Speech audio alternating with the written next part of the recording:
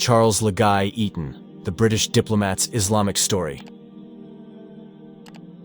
He learned the word God for the first time from the nanny who worked at his house.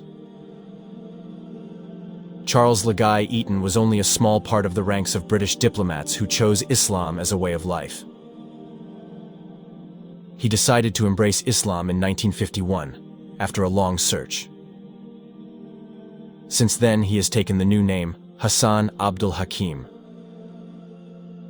However, on various occasions, he often uses the name Hassan Le Gai Eaton. He was born in Switzerland in 1921, when the peace treaty to end the First World War was signed. Even though he was born in Switzerland, he is not Swiss. Both of his parents are British. Eaton's father was a British soldier sent to Switzerland. They are Christians. Nevertheless, Eaton grew up and was raised as an agnostic by his parents. He was educated at Charterhouse and King's College, Cambridge. There he worked for several years as a teacher and journalist in Jamaica and Egypt, before finally deciding to join the British diplomatic service. He has also been a consultant to the British Cultural Centre in London. In his home country, Eaton is widely known for his beautiful, poetic, and fine-written works. His books include Islam and the Destiny of Men, Islam and the Purpose of Man, King of the Castle, and Remembering God, Remembering God. The books by Charles Le Gai Eaton have changed the lives of several people. In fact, his book also holds the highest record in the fields of science and literature. The February 2004 edition of the Sunday Times newspaper, in an article, wrote that the writings of this former British diplomat inspired many non-Muslim British people to convert to Islam. Eaton received letters from many people who disagreed with increasingly contemporary Christianity and sought other religions that were less compromised by modern life. Eaton's introduction to Islam just happened, without him realizing it. At that time, he was still a teenager. He learned about Islam from a young woman whose mother employed him as a nanny.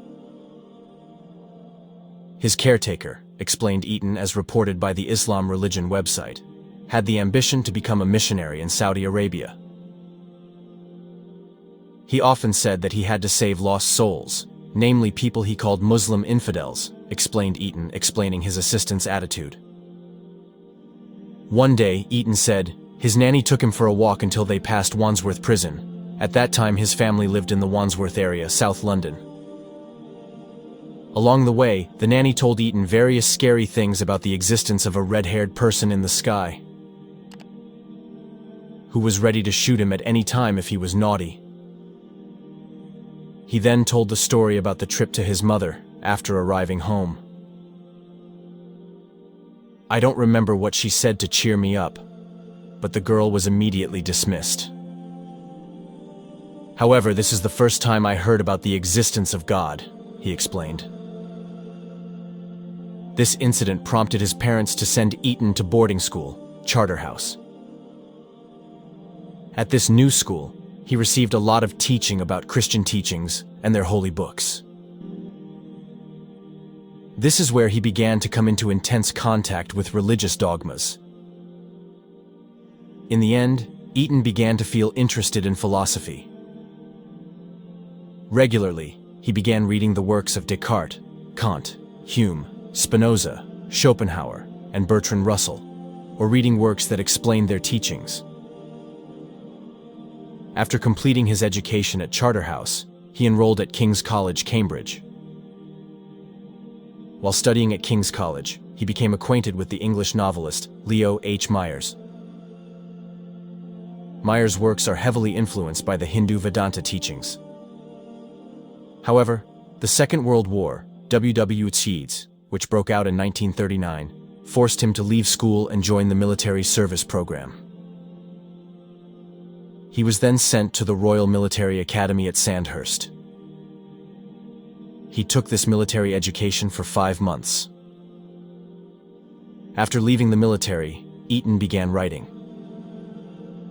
He wrote many things at that time, including regarding the teachings of Vedanta, Taoism, and Zen Buddhism. These early works were heavily influenced by the thoughts of Western writers, including Leo Myers. He then published these writings as an essay with the title, The Richest Vein. By the time The Richest Vein was released, Eaton had left England for Jamaica. One of his school friends offered Eaton a job as a writer in Jamaica. However, he only did this job for 2.5 years. Due to family reasons, he decided to return to England. Learn Islam. When he returned to England, Eaton received 2 letters from his fans, who he later found out had also read a lot of the works of René Guénon, an Islamic Sufism writer. Because he was interested in the contents of the letter, he decided to meet them. They said that I could find what I had been looking for all this time, not in India or China, but in the Sufi dimension of Islam, he explained regarding his fans' expression. So from then on, Eaton began reading about Islam with increasing interest in Islamic Sufism. This change that happened to him received a strong reaction from a close friend who worked in the Middle East. The friend expressed his disagreement with Eaton's desire to study Islam. His friend talked a lot about Islamic teachings which are irrational, closely linked to violence, and a number of other evils that are widely attributed to the Western world.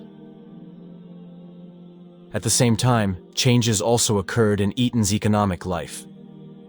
Upon returning to England, he had no job and lived in poverty.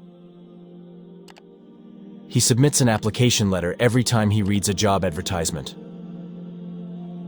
One of them was an application letter addressed to Cairo University for the position of assistant lecturer in the English literature department. "This is the stupidest thing I've ever done," he thought to himself. How could I, who graduated from Cambridge majoring in history and was completely blind to literature before the 19th century, be accepted? Because no matter what, they will definitely hire someone who has quality, he said.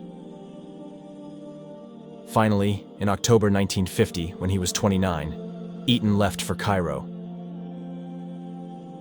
Among his colleagues at Cairo University was a British Muslim, Martin Lings, who had long lived in Egypt. Lings is a friend of René Guénon, who is also a friend of 2 fans of his work. A friendship then developed between Eaton and Lings. Outside of work time, Eaton often visits Lings' house outside the city of Cairo. From the interactions he often had with Lings, he learned a lot about Islamic teachings. His interest in Islam became increasingly passionate every time he delivered a lecture in front of his students. Nevertheless, doubts still plagued him. In fact, at that time, I started to really enjoy my life in Cairo. But a question that demanded a firm answer was waiting in front of me at the same time, he said. After thinking carefully, Eaton finally came to meet his colleague, Martin Lings. In front of his colleague, he poured out all his worries and asked Lings to guide him in reciting the creed, as a sign that he accepted Islam as his new religion. Even though he was hesitant at first, he did it, recalls Eaton. A feeling of fear and happiness, said Eaton, spread throughout his body. And for the first time in his life, he continued, he offered a prayer to the Creator. So he officially became a Muslim during the month of Ramadan 1951. The next day, explained Eaton, he decided to fast, something I never imagined I would do.